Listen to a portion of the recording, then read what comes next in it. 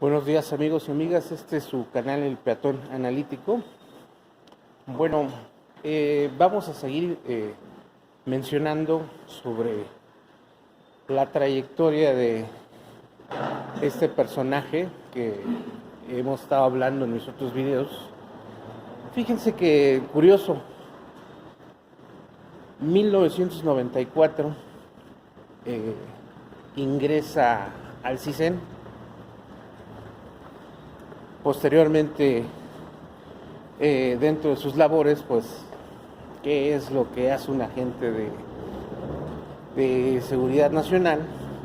Curiosamente, lo que pudiera decirse que hacen en las películas este tipo de gentes, pues en México y hasta la fecha yo creo que todavía siguen recortando periódicos, notas, y aglutinan información. Es una labor pues buena.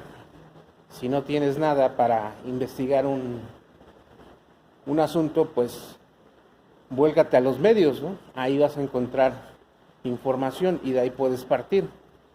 Pero de ahí pues, ¿quién era el presidente? Carlos Salinas de Gortari. De ahí saltó a otro grupo. A mí lo que me salta un poco a la luz es el grupo que rastreaba armas en Chiapas, integrado por el CISEN, PGR, el Ejército. Lo curioso, o sea, bueno, lo que es un poco, pues, a lo mejor es algo dices, bueno, ¿qué tiene que ver? Pues precisamente después estalla esa guerra del ejército zapatista contra el gobierno por la firma del Tratado de Libre Comercio de América del Norte. Pero antes ya se tenía información que había grupos guerrilleros y que pues no se sabía con exactitud cuál era su propósito. Decían que posiblemente era un grupo de guerrilleros centroamericanos que pues estaban entrenando aquí, iban a actuar en otro país. Acuérdense que todavía había las secuelas de lo que es los conflictos armados en Sudamérica y Centroamérica.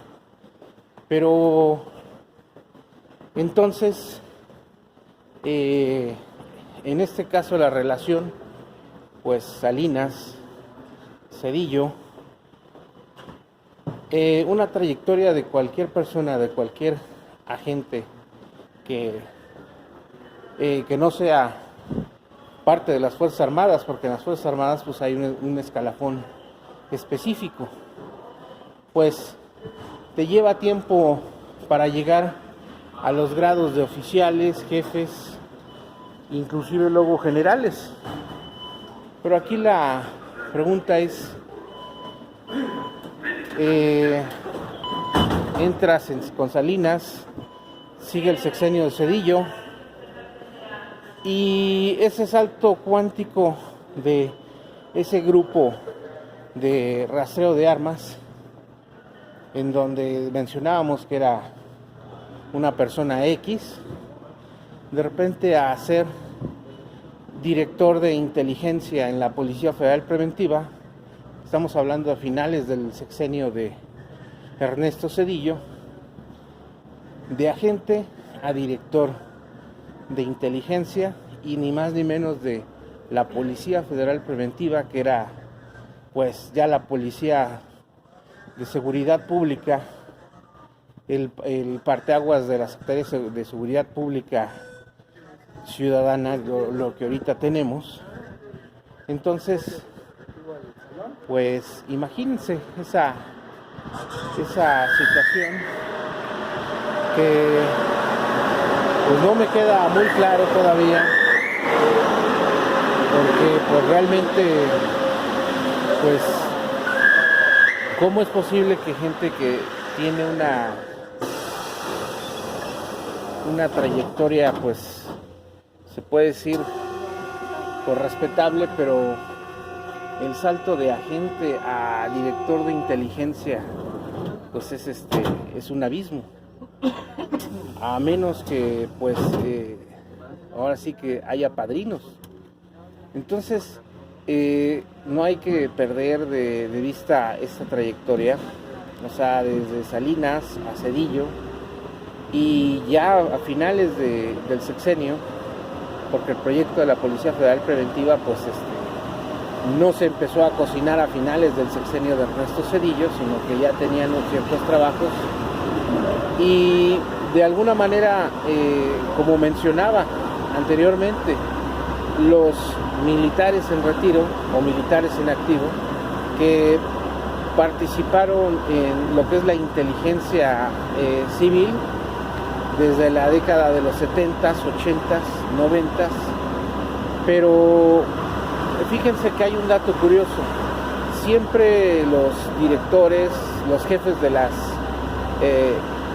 corporaciones de inteligencia o policíacas civiles, con excepción de la Policía Judicial Federal, eran militares o militares en retiro. Entonces, aquí una de las interrogantes que tengo, ¿cómo accedió a ser director de inteligencia de la Policía Federal Preventiva y en el CISEN, o sea, que tuvo un cargo muy rápido?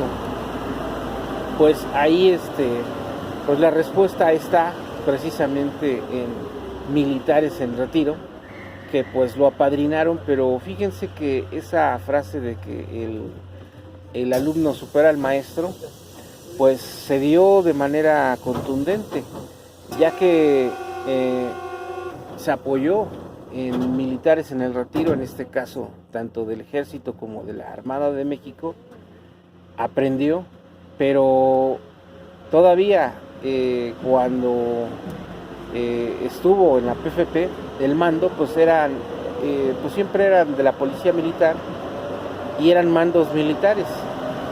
Pero fíjense qué curioso, o sea, termina el sexenio de Zedillo, nadie en el radar de la seguridad ni siquiera conocían quién era Genaro García Luna, y de repente emblemáticamente aparece como director de la Policía Judicial Federal, ya con Fox. Acordémonos que era un gobierno de transición, era pues la esperanza, ¿no?, de México, que supuestamente se había quitado al PRI. Yo les soy sincero, yo voté por Vicente Fox. Ahora pues me arrepiento de haber votado, pero eran cuestiones pues ideológicas, y sobre todo pues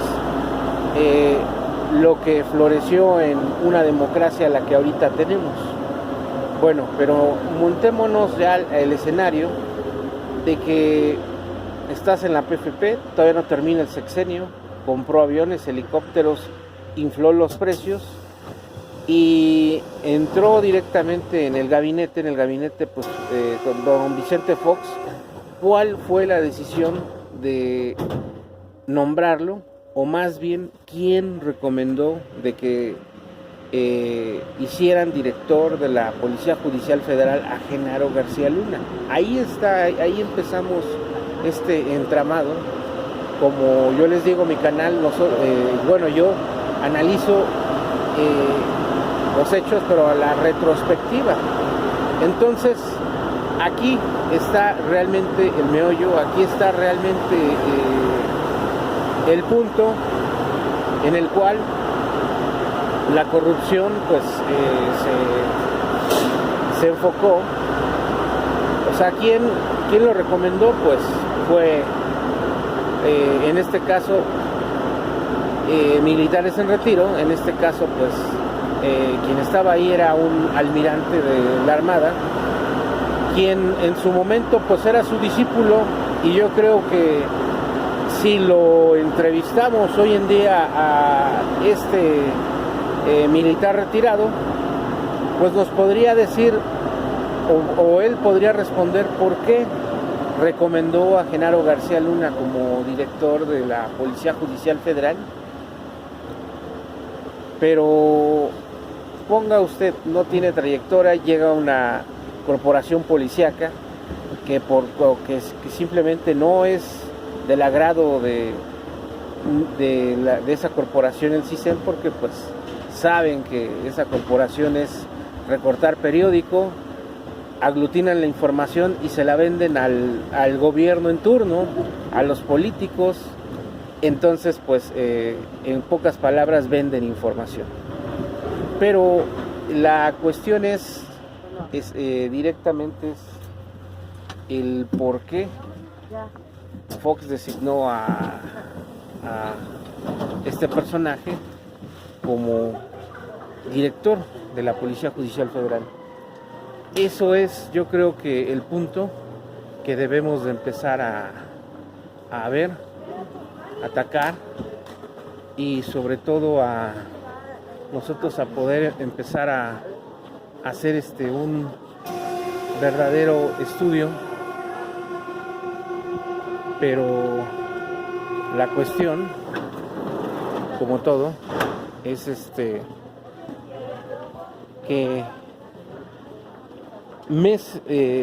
entran en diciembre y en febrero se registra la fuga del Chapo Guzmán del penal de máxima seguridad de Puente Grande, y días antes es visitado por gente de gobernación. Entonces ese hecho, pues yo pienso que desde ahí debemos de empezar a partir a investigar esta situación, este entramado, porque realmente ahí inició todo.